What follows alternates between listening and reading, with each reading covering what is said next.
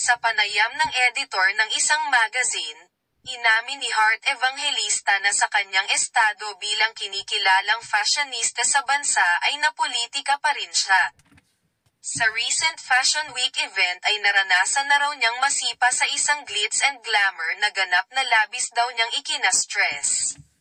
There's no need to have tried to kick somebody out of a show because that happened to me in the last Fashion Week.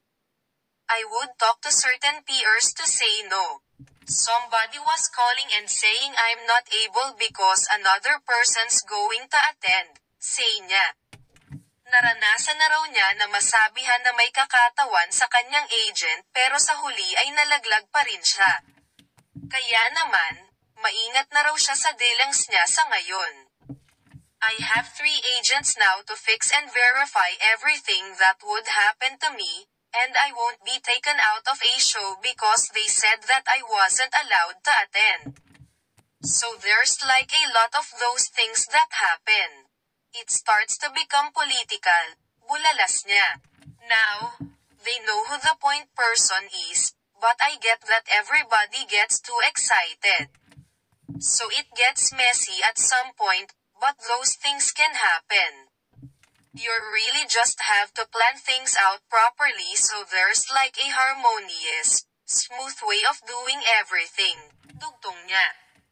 Dahil sa naging karanasan, may leksyon daw siyang natutunan.